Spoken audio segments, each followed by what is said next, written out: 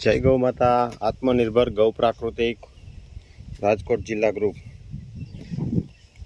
મિત્રો, ચાલો આજે તમને મગફળી બતાવી અને તમને મગફળી બતાવું કેવો ઉગાવવાના તે છે બધું આપણે, અને સંપૂર્ણપણે આપણે ગૌ આધારિત એટલે કે બીજામૃતનો પટ આપી ઘનજીવામૃત નાખ્યું નથી, પણ એ બધું જ આપણે સમય અંતરે, કેમ કે ગયા વર્ષેથી આપણે પેટર્ન ચેન્જ કરી છે ઘનજીવામૃત નાખવાની, અને અત્યારે મગફળીનો હાલનો ઉગાવો કેવો છે. આજે 9મો દિવસ છે અને હજી ઘણી ઉગતી આવશે તો એ તમને બતાવું.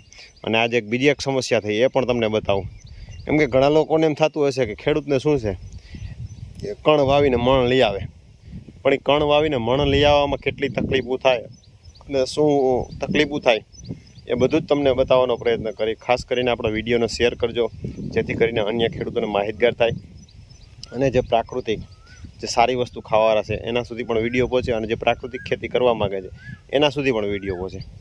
તો આપણી મગફળી છે, તમે જોઈ શકતા હશો 9મા દિવસે પણ કમ્પ્લીટ સારામાં સારી આયરું દેખાવા માંડી છે.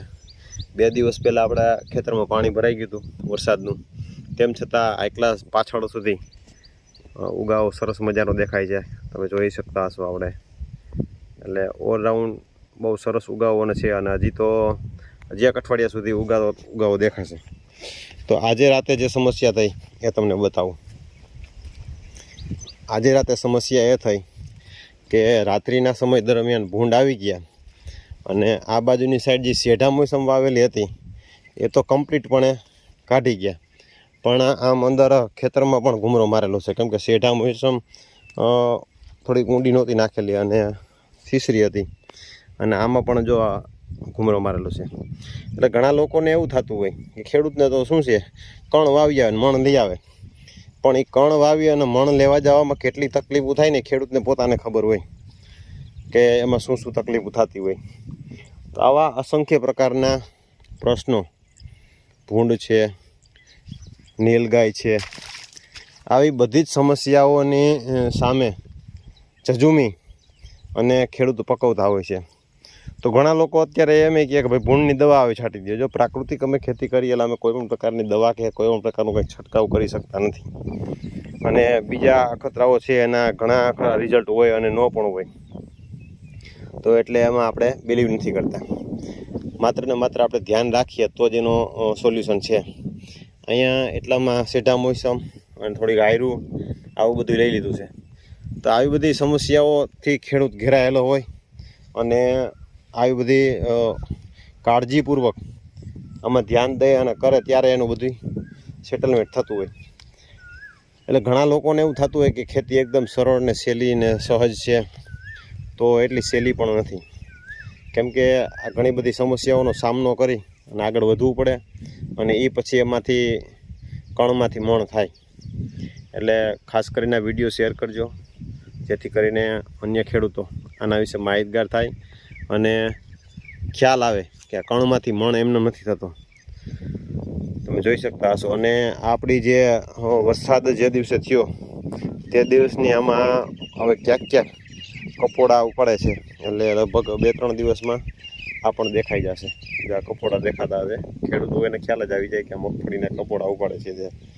એટલે આવી બધી સમસ્યાઓ હોય તો ચાલો નવા અપડેટ સાથે મળશું, નવા વિડીયો વિશે માહિતગાર. હું તમને આપણો ઝીંઝો આવ્યો તો એનું મૂક્યો હતો, ચાલો એ પણ બતાવવાનો તમને પ્રયત્ન કરું સાથે, કેમ કે ત્યારે એ સમય સિઝન જ હતી ઝીંઝવાની વાવેતરની, અને હાઈ ક્લાસ એ સમય દરમિયાન થઈ જાય.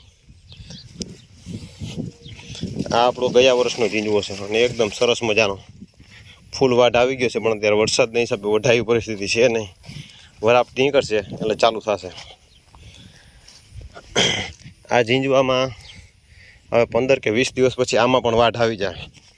આ ખડ થયું એની કોઈ ટેન્શન નથી, આ એક જ વાટવા રહેશે. બીજા વાટે એકદમ પરબારો ઝીંઝવો જ ઘા ફૂટીને નીકળશે.